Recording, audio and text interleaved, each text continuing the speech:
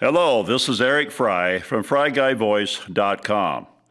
The year 1947 was the beginning post-World War II, and because of the war, many other events happened that were in some ways overlooked. Not only because people were trying to get their lives back together again, but because of all the distraction of people's lives recovering from some very hard times and turmoil.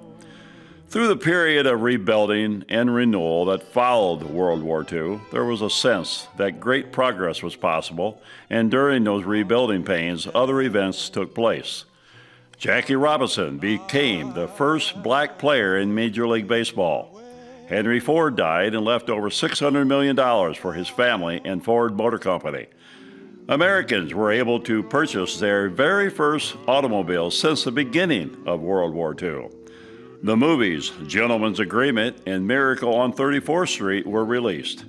Tennessee Williams' of Streetcar Named Desire was released in 1947 and won the Pulitzer Prize in 1948.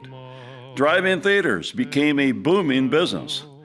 And finally, over 1 million veterans enroll in college through the GI Bill, and the average cost of a loaf of bread was 13 cents, cost of a gallon of gasoline was at 15 cents, and minimum wage was 43 cents per hour.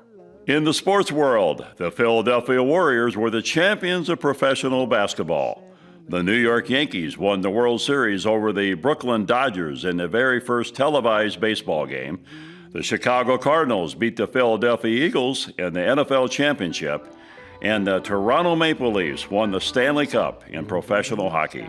As big as these stories are, personally for me, the year 1947 was the beginning of over 58 years of marriage for my parents, Leroy and Jean Frey. My parents began the journey of their lives together in September of 1947, and by the time my parents were joined in marriage, they also purchased their very first brand new farm tractor, which was a 1947 Farmall B. B Farmalls were built from 1939 through 1947. 1947 was the final year of production, and there was over 75,000 of these B Farmalls built during that time frame, with the average price at $770. Most of these tractors were built either in Chicago, Illinois, or Louisville, Kentucky. The Farmall B engine had just over 16 horsepower, with a 4-speed sliding gear transmission, and ran as high as 540 RPM. Dad used the tractor to help my grandfather farm during that time and did almost all of the farm work with the tractor for several years.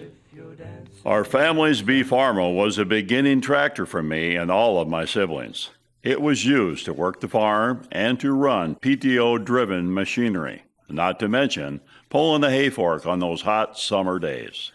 As years went by, the B was used more and more for the light work as Dad gradually purchased larger and more powerful tractors as equipment became larger through the years. By the mid-1970s, when Dad gradually faded away from raising livestock, there was now less use for the B.